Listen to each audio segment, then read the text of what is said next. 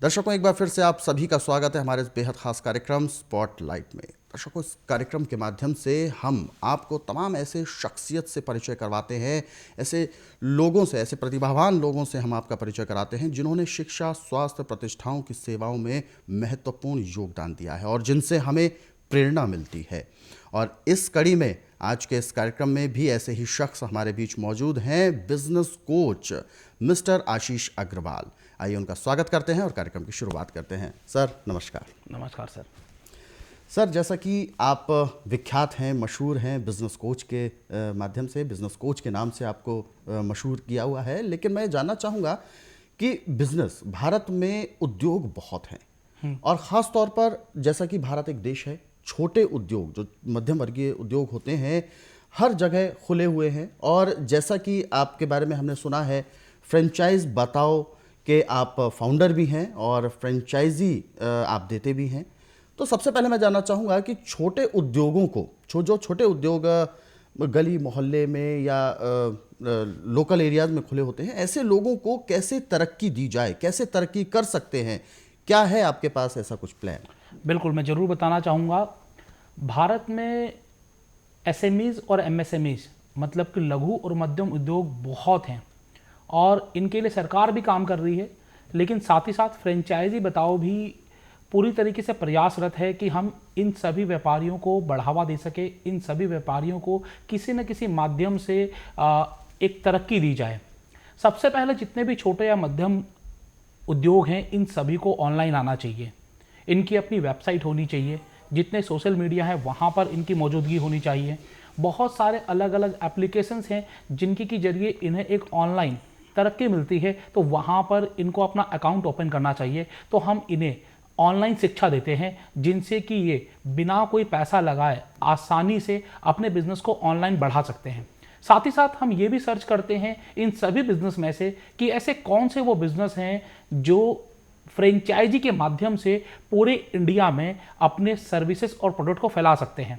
तो हमें जो ऐसे बिजनेस मिलते हैं, हम उनका फ्रेंचाइजी मॉडल बनाने में, उनका एक एसओपी क्रिएट करने में कि किस तरीके से उनका पूरा बिजनेस चलेगा, उसमें हम उनको हेल्प करते हैं, उनको एडुकेट करते हैं और उनकी फ्रेंचाइजी पूरे भारतवर्ष में खुलवाने में हम उनकी पूरी हेल्प करते हैं। जी, जैसे कि आपने बात की फ्रेंचाइजी को लेकर, और सर फ्रेंचाइजी के नाम पर एक स्पष्ट हमारे सामने एक चीज़ आती है, पैसा बहुत लगेगा, बहुत सारे नियम होंगे, बहुत सारे रेगुलेशंस होंगी। तो सबसे पहले मैं जानना चाहूँगा कि फ्रेंचाइजी लेने के लिए किन नियमों का ध्यान रखा जाता है, किन किन बातों पर ध्यान देना चाहिए? बिल्कुल, देखिए हम यहाँ पर दो बातें करेंगे। एक तो वो जो बिजनेस अपने आप को फ्रेंचाइजी पे लाना चाहेंगे, उन्हें किन बातों का ध्यान देना चाहिए, और दूसरा वो जो ग्राहक जो फ्रेंचाइजी लेना चाहेंगे, जो इन्वेस्टर फ्रेंचाइजी में इन्वेस्ट करना चाहेंगे, उन्हें किन बातों का ध्यान रखना चाहिए। देखिए, जो भी फ्रेंचाइजी होगी केवल उन्हीं व्यापारियों की होगी सबसे पहले जिनके पास एक सिस्टम है। अगर आपके पास एक सिस्टम नहीं है तो आपका बिजनेस की फ्रेंचाइजी नहीं हो सकती है। साथ ही साथ आपके बिना आपका व्यापार चल पाएगा कि नहीं चल पाएगा, क्योंकि अगर आपका व्यापार आप पर आश्रित है तो आपके बिजनेस की फ्रेंचाइजी कभी भी नहीं हो सकती है। तो ये दो तीन चीजें हमें देखनी होती हैं। अगर ये सब चीजें पूरी खरी उतरती हैं तो हम उस बिजनेस का फ्रेंचाइजी मॉडल क्रिएट करते हैं। और ऐसे बाजार में हजारों फ्रेंचाइजी मॉडल है, तो जब कोई इन्वेस्टर नया बिजनेस शुरू करना चाहता है तो उन्हें किन बातों का ध्यान रखना चाहिए, बहुत इंपॉर्टेंट है। कहीं ऐसा ना हो कि गलत फ्रेंचाइजी लेकर गलत बिजनेस में इन्वेस्ट करके वो अपनी मेहनत की गाड़ी कमाई खो दे। तो सबसे पहले तो ये देखना चाहिए कि जिस ब्रांड की आप फ्रेंचाइजी ले रहे हैं उसकी लीगल एंटिटी क्या है। क्या उसका ब्रांड जो है ट्रेडमार्क रजिस्टर्ड है? क्या उसका बिजनेस सरकार के साथ रजिस्टर्ड है या नहीं है? पेपर वर्क उनके पूरे हैं कि नहीं है? उनके बिजनेस के विगत वर्षों का प्रॉफिट कितना रहा है, कितना टर्नओवर रहा है?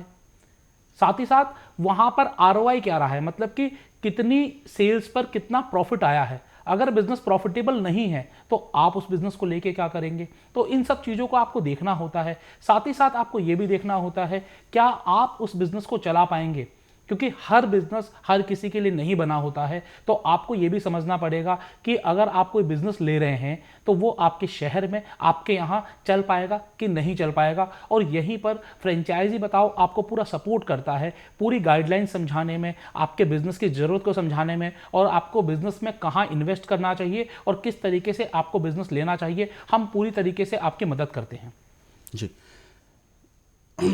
सर, जैसे कि आपने बात की फ्रेंचाइज मॉडल के बारे में, हाँ जी। और ऐसे में हर एक व्यक्ति चाहेगा, जो भी व्यापारी है, चाहे वो छोटा हो, मध्यम हो, बड़ा हो, हर कोई चाहेगा ग्रोथ के बारे में कि भाई ग्रोथ होनी चाहिए, तभी वो कोई किसी तरीके का मॉडल अपनाता है।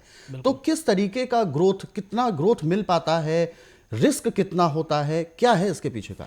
बिल्कुल, मैं बताना चाहूँगा कि फ्रेंचाइजी अगर आपको अपने बिजनेस की कन्वर्ट करनी है, आप चाहते हैं कि आपका बिजनेस फ्रेंचाइजिंग में आ जाए। जैसे कि आप समझिए कि आपका कोई लाला राम हलवाई है, आप बहुत अच्छी मिठाई बनाते हैं और आप चाहते हैं कि आपकी मिठाई की दुकान भारत के कोने कोने में खुल जाए। अगर ऐसा होगा तो आपका व्यापार सोचिए कितना गुना बढ़ जाएगा, क्योंकि हिंदी में एक कहावत है, जो दिखता है वो बिकता है। और जब आप दिखना शुरू हो जाएंगे तो आपकी मार्केट वैल्यू बढ़ जाएगी, आपकी गुडविल बढ़ जाएगी, और साथ ही साथ आपकी प्रॉफिटेबिलिटी तो पता नहीं कितने गुना बढ़ जाएगी। लेकिन यहाँ पर आपको देखना क्या है, क्या जो मिठाई आप बना रहे हैं, ऐसा तो नहीं है कि आप अपने यहाँ तो बना रहे तो मिठाई अच्छी बन रही है, वही अगर आपके यहाँ से 100 किलोमीटर दूर या 200 किलोमीटर दूर कहीं और वही मिठाई बना रहे हैं तो वहाँ पर स्वाद नहीं आ रहा है, वो क्वालिटी नहीं निकल कर आ रही है। तो इसके लिए एक SOP क्रिएट करनी पड़ती है, तो वो सबसे पहले आपको क्रिएट करनी चाहिए। साथ ही साथ आपको ये भी देखना है कि आपके यहाँ से जब कहीं और फ्रेंचाइजी ओपन होगी तो वहाँ पर वो फ्रेंचाइजी रन कैसे होगी, किन किन बातों को उस फ्रेंचाइजी में होने की ज़रूरत है जिसकी की वजह से वो फ्रेंचाइजी सक्सेसफुली रन करेगी। तो ये सब चीज़ें हैं जो आपको देखनी है अपने ब्रांड में। सबसे पहली चीज़ तो क्वालिटी है, और दूसरी चीज़ है कि रनिंग, कि किस तरीके से वो बिजनेस चलेगा। ये दो चीज़ें अगर आप ध्यान देंगे अपने बिजनेस के ऊपर तो यकीनन आपका बिजनेस फ्रेंचाइजिंग की तरफ चला जाएगा। बिल्कुल, बहुत अच्छा आपने सजेस्ट किया कि कैसे एक ग्रोथ मिल सकता है, कैसे एक रिस्क को कंट्रोल किया जा सकता है। बिल्कुल। बात मैं करूंगा क्योंकि जैसा कि भारत जो देश है, इसमें अधिकतर जो उद्योग हैं लघु उद्योग या मध्यम उद्योग हैं, जिनके बल पर जिसका देश भारत माना जाता है। ऐसे में आप जो फ्रेंचाइज बताओ, जो आप फाउंडर हैं, ऐसे में आप लोगों की मैं भूमिका जानना चाहूँगा, और क्या भूमिका है छोटे उद्योगों को ग्रोथ कराने में? जी, बहुत अच्छा सवाल है। मैं आपको बताना चाहूँगा कि भारत प्रमुखतः मध्यम और लघु उद्योगों का देश है।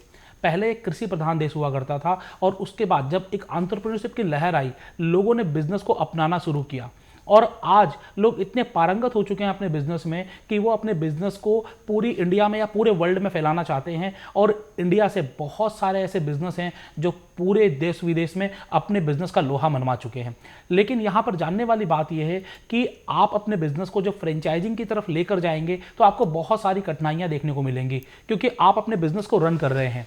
कहीं ऐसा तो नहीं है कि जैसे ही आप फ्रेंचाइजी मॉडल बनाएंगे आपका ध्यान आपके बिजनेस से हट जाएगा तो आपका जो प्रॉफिटेबिलिटी है वो नीचे आ जाएगी। तो इसी चीज को हम लोगों ने सॉल्व करने के लिए फ्रेंचाइजी बताओ क्रिएट किया है, जहां पर कि आप अपना बिजनेस करिए, अपने बिजनेस पे आप बिल्कुल भी ध्यान मत हटाएं। उल्टा हम आपके बिजनेस की मार्केटिंग करते हैं, आपके बिजनेस का प्रमोशन करते हैं, जिससे कि नए ग्राहक आपके बिजनेस की तरफ आकर्षित होते हैं और आपकी सेल्स और प्रॉफिट बढ़ता है। ये तो एक चीज है। इसके अलावा सबसे जरूरी चीज आपकी ब्रांचेज ओपन करवाना, पूरे इंडिया में हर जगह आपके स्टोर्स ओपन करवाना। हम पिछले 4 सालों से ये काम कर रहे हैं और आज तक 100 से ज़्यादा ब्रांड्स के लिए हम कर चुके हैं। हम केवल उन्हीं ब्रांड्स को प्रमोट करते हैं जहां पर हमें लगता है कि ये ब्रांड फ्रेंचाइजिंग के जरिए अपना बिजनेस भी बढ़ा पाएगा और साथ ही साथ लोगों का भी भला कर पाएगा। यहाँ पर केवल आपको अपने बारे में नहीं सोचना है, आपको ये भी सोचना है कि जब कोई और आपका बिजनेस ओपन करेगा तो क्या वो आपके बिजनेस से कमा पाएगा। और इसी चीज़ के एनालिसिस फ्रेंचाइजी बताओ करता है, और जहाँ पर हमें ऐसा लगता है हम उसके बिजनेस को फ्रेंचाइजी की तरफ लेकर जाते हैं। और उनका फ्रेंचाइजी मॉडल बनाना, जो लीगल जितनी भी रिक्वायरमेंट्स होती हैं एज पर गवर्नमेंट नॉर्म्स, उनकी लीगल रिक्वायरमेंट को पूरा करना, उन्हें प्रमोट करना, उनके लिए इन्वेस्टर्स लेकर आना, जो कि हम लोग अपने यूट्यूब चैनल फ्रेंचाइजी बताओ के जरिए करते हैं। बहुत सारे डिजिटल मीडिया के द्वारा करते हैं। फ्रेंचाइजी एक्सपो हमारे अलग अलग शहर में होते हैं, जैसे कि 2022 से 12 शहर में 12 एक्सपो हम लगा रहे हैं। तो आपका बिजनेस कम से कम 12 राज्यों में चला जाएगा, जहां से आपको नए नए निवेशक मिलेंगे। तो हम इस तरीके से अलग अलग जरिए से आपके बिजनेस को प्रमोट करने का काम करते हैं। आप अगर बिजनेस कोई कर रहे हैं और आपको लगता है आपका बिजनेस प्रॉफिटेबल है और आपका बिजनेस देश विदेश में फैल सकता है, तो आपको केवल एक आदमी से संपर्क करना है, वो है फ्रेंचाइजी बताओ। जी, आप बहुत अच्छा भूमिका निभा रहे हैं और ख़ास तौर पर एक अच्छा सामाजिक काम भी है कि छोटे उद्योगों को उठाकर, बढ़ाकर और उनको एजुकेट करके कैसे आप एक अच्छे लेवल पर उनको ले जा सकते हैं। दर्शकों, बदलते दौर में बदलती ज़रूरतों के साथ हमें अपने व्यापार को भी नई दिशा देनी चाहिए। ज़रूरत के हिसाब से हमें अपना हर एक कदम रखना चाहिए और इन्हीं सब विशेष बातों का आप रखें ख्याल। आज के इस कार्यक्रम में बस इतना ही। सर, आपने हमारे दर्शकों को कीमती मार्गदर्शन दिया, आपका बहुत बहुत धन्यवाद। धन्यवाद नमस्कार। इसी अंक के आगे कड़ी में हम आपको एक और नई शख्सियत से मिलाने जा रहे हैं, तो बिल्कुल आप तैयार रहें, हमारे साथ इस कार्यक्रम को देखते रहिए।